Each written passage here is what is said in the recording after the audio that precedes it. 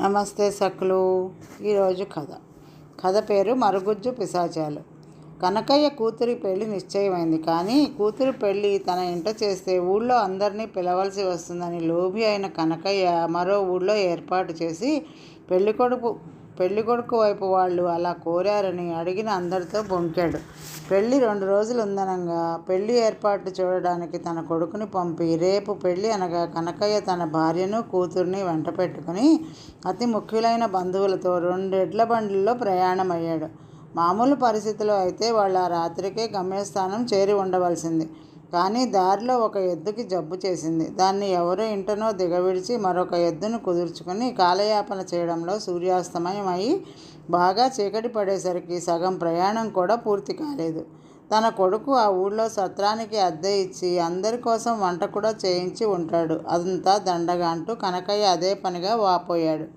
ఆ ఛిద్రానికి తోడు వర్షం పడింది. దారంతా బురద, రొచ్చు. దారి పక్కన ఉన్న శ్మశానం నుంచి నక్కల కూతలు, గుడ్లగూబల అరుపులు భయం పుట్టేటట్లు వినవస్తున్నాయి.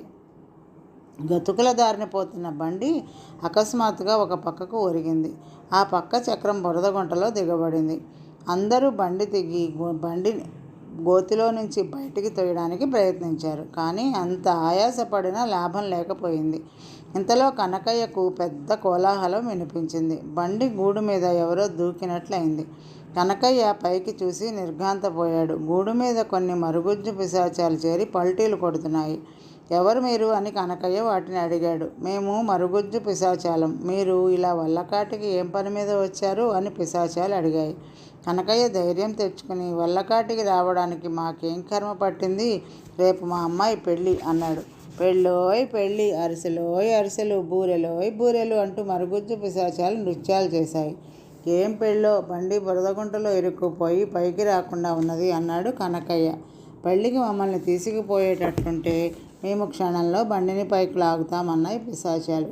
బండి పైకి లాగండి, మిమ్మల్ని తప్పకుండా పెళ్ళికి తీసుకుపోతాం అన్నాడు కనకయ్య. అందరూ బండిలో ఎక్కి కూర్చున్నారు. పిశాచాలు బండి గూడు మీద నుంచి కిందకి దూకి బండిని పైకి తోసేశాయి. తర్వాత బండి రెట్టింపు వేగంతో నడవసాగింది. బంధువుల్ని తప్పించుకుని పెళ్లికి పిశాచాలను వెంట తీసుకుపోతున్నావని కనకయ్యను అతని భార్య ఎత్తి పొడిచింది. నీ మొహం, మనం ఆ ఊరు చేరేసరికి తెల్లవారిపోతుంది. పిశాచాలు తమ దారిన తాము పోతాయి అన్నాడు కనకయ్య. బండి పోతున్న వేగం చూస్తే కోడి కూసే లోపునే చేరిపోయేటట్లున్నాం. అప్పుడేం చేస్తావు? ఈ పిశాచి అతిథులకు మర్యాదలు చేయడం నా వల్ల కాదు. అదేదో నువ్వే చూసుకో అన్నది కనకయ్య భార్య. ఆడవాళ్లకు ఆలోచన శక్తి ఆవగించంతైనా ఉండదు. ఊరు చేరగానే భద్రకాళి గుడి దగ్గర ఆగి ఇక్కడే పెళ్ళి, అందరూ లోపలికి పదండి అని పిశాచాలతో అంటాను. అంతే, పిశాచాలు కాలికి బుద్ధి చెప్తాయి అంటూ కనకయ్య విరగబడి నవ్వాడు. కనకయ్య భార్య తన భర్త తెలివికి సంతోషిస్తూనే పైకి చిరాకు నటించుతూ నెమ్మదిగా మాట్లాడవు, వినగలవు అన్నది. తర్వాత వాళ్ళు నిద్రపోయి ఉండాలి. ఏదో కుదుపుకు వాళ్ళు మేలుకునేసరికి పూర్తిగా తెల్లవారి ఉన్నది. కనకయ్య బండి కుదుపుకి ఒళ్ళంతా హూనమై నిద్ర కళ్ళతో బండి దిగి చూస్తూ, బండి ఇంకా రాత్రి దిగబడిన గోతిలోనే ఉన్నది అని, నువ్వు నన్ను అనవసరంగా వాగించావు. నా మాటలు విని పిశాచాలు బండిని తెల్లవార్లు గుండ్రంగా తిప్పి మళ్ళీ గోతిలోకి తోశాయని కనకయ్య భార్యను తప్పుపట్టాడు. మరొక కథ. తెల్ల పిశాచి, నల్ల పిశాచి. 25 ఏళ్ల వయసువాడైన శేషాచలానికి బాధ్యతలు లేవు, పని లేదు. వాడు ఏ గుడి అరుగు మీదో కూర్చుని వాళ్ళు వీళ్ళు వేసిన చిల్లర డబ్బులతో పొట్ట గడుపుకుంటూ ఉంటాడు. వాడికి కష్టపడి పనిచేయడానికి ఒళ్ళు వంగదు. అయినా బోలెడు డబ్బు సంపాదించాలనే ఆశ. ఒకరోజు రాత్రి వాడు ఊరికి వెళ్ళగా చెరువు గట్టు మీద చెట్టు కింద పడుకుని నిద్రపోతున్నాడు. ఏదో పెద్ద అలికిడై వాడికి మెలకువ వచ్చింది. చెరువు గట్టు మీద 2 పిశాచాలు గట్టిగా పోట్లాడుకుంటున్నాయి. ఒక పిశాచి తెల్లగా ఉన్నది, మరొకటి నల్లగా ఉన్నది. శేషాచలానికి పిశాచాల భయం లేదు. వాడు లేచి కూర్చుని, అర్ధరాత్రి ఏమిటి గొడవ, ఏ వల్లకాటుకో పోయి చావండి అని కోపంగా కేకపెట్టాడు. పిశాచాలు 2 పోట్లాట మాని, నువ్వే మా తగువ తీర్చాలి గురు అంటూ వచ్చి శేషాచలం కాళ్ళ దగ్గర కూలబడ్డాయి. మరే పాపం, నాకు పనేమీ లేదనుకున్నారా, వెళ్ళిరండి అంటూ చిరాకు పడ్డాడు శేషాచలం. బాబు అలా అనకు, నువ్వు చెప్పింది సరైన తీర్పుగా ఒప్పుకుంటాం. మాలో ఎవరు అందంగా ఉంటారు అని పిశాచాలు బతిమాలాడాయి. ఓకే, శేషాచలం ఏదో చెప్పబోతుండగా, నేను తెల్లగా మెరిసిపోతూ ఉంటాను. ఇది నల్లగా బొగ్గు ముక్కలా ఉంటుంది కదూ అన్నది తెల్ల పిశాచి. నేను నల్లగా నిగనిగలాడుతూ ఉంటాను, అది పిండి బొమ్మలా ఉంటుంది కదూ అన్నది నల్ల పిశాచి. నేను మిమ్మల్ని ఇదే చూడడం, అప్పుడే అభిప్రాయం ఎలా చెప్తాను, మళ్ళీ రండి అన్నాడు శేషాచలం. మేము మళ్ళీ అమావాస్యకు ఈ చెట్టు దగ్గరికి వస్తాం, ఈ లోపల బాగా ఆలోచించి చూడు అని పిశాచాలు వెళ్ళబోయాయి.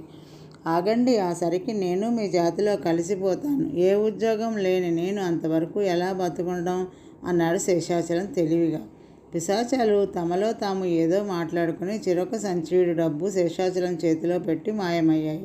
ఆ డబ్బు లెక్క చూసుకుని పరమానందం చెందాడు శేషాచలం. వాడు శుభ్రమైన బట్టలు కుట్టించుకున్నాడు, అదే ఇల్లు తీసుకున్నాడు, పూటకుళ్ళ బసలో నెలవాడుక ఖర్చు కుదుర్చుకున్నాడు. వాడు మళ్ళీ వచ్చిన అమావాస్య అర్ధరాత్రి చెరువుగట్టు మీదకి వెళ్ళగానే పిశాచాలు వచ్చి, నీ అభిప్రాయం ఏమిటో వేగంగా చెప్పు అన్నాయి తొందర పెడుతూ. అంత తొందర పనికిరాదు, నేను మిమ్మల్ని చూడడం ఇది రెండోసారి, పెద్దలన్నట్టు ముచ్చటగా 3 సార్లు చూడనివ్వండి అన్నాడు శేషాచలం. పిశాచాలు నిరుత్సాహపడిపోతూ, అయితే మళ్ళీ అమావాస్యకు వస్తాం అన్నవి. ఆ సరికి నేను ఈ ఊరి వదిలి రావచ్చు, ఎందుకంటే అద్దె ఇళ్ళ ఆగచాట్లు మీరు ఎరగరు. ఇంటి యజమాని ఇల్లు ఖాళీ చేయమంటున్నాడు, సొంత ఇల్లంటూ ఉంటే కానీ బతకలేను అన్నాడు శేషాచలం. పిశాచాలు తమలో తాము కాసేపు మాట్లాడుకుని ఆ క్షణంలోనే చెరువుకి అల్లంత దూరంలో ఉన్న చిట్టడవి పక్కన ఇల్లు సృష్టించి ఇచ్చాయి. శేషాచలం అసంతృప్తిగా ముఖం పెట్టి, ఇల్లు ఇచ్చారు బాగానే ఉన్నది, మరి ఇల్లు గడవడానికి డబ్బు కావద్దా, అవతల అన్నిటికీ ధరలు మండిపోతున్నాయి అని పిశాచాల దగ్గర మరికొంత డబ్బు వసూలు చేశాడు. వాడు అప్పటికప్పుడే ఆ కొత్త ఇంట్లో చేరాడు. ఆ ఇంటికి పూటకూళ్ళ బసకు చాలా దూరం. పెళ్ళాం అంటూ ఉంటే హాయిగా వడ్డిస్తుంది అనుకున్నాడు వాడు. ఆ మర్నాటి నుంచి పెళ్లి కూతుర్ల వేటలో పడ్డాడు శేషాచలం. వాడికి అలివేలు అనే అమ్మాయి బాగా నచ్చింది. ఆమెను వాడు లోగడ గుడి దగ్గర చూశాడు. ఇటువంటి సోమరిపోతులకు భిక్ష వేయకూడదు అంటూ ఆమె శేషాచలాన్ని చేదరించుకొని పక్కనే ఉన్న గుడ్డి ముసలిదానికి చిల్లర డబ్బులు వేసి వెళ్ళిపోయింది. ఇప్పుడు శేషాచలం వేషం మారిపోవడంతో అలివేలు వాడిని గుర్తించలేదు. ఆమె తండ్రి శేషాచలం ఇంటిని, అతడి దగ్గర ఉన్న డబ్బును చూసి సంతోషపడిపోయి ఆమెను శేషాచలానికిచ్చి పెళ్లి చేశాడు. విందులు వినోదాలతో శేషాచలానికి మళ్ళీ అమావాస్య వచ్చిందన్న గుర్తే లేదు. అర్ధరాత్రి వేళ తలుపు చప్పుడైతే విసుగ్గా వెళ్ళి తలుపు తీసిన వాడికి ఎదురుగా పిశాచాలు కనపడేసరికి ఉలిక్కి పడ్డాడు. భార్య వాటిని చూసి ఎక్కడ దడుచుకుంటుందో అని, మీకు బుద్ధంటూ లేదు, ఏకంగా ఇంటికి వచ్చేయడమేనా, పదండి పదండి అంటూ శేషాచలం పిశాచాలను ఇంటికి దూరంగా తీసుకుపోయాడు. ఆలోచించావా, నేను తెల్లగా బాగుంటాను కదూ అన్నది తెల్ల పిశాచి.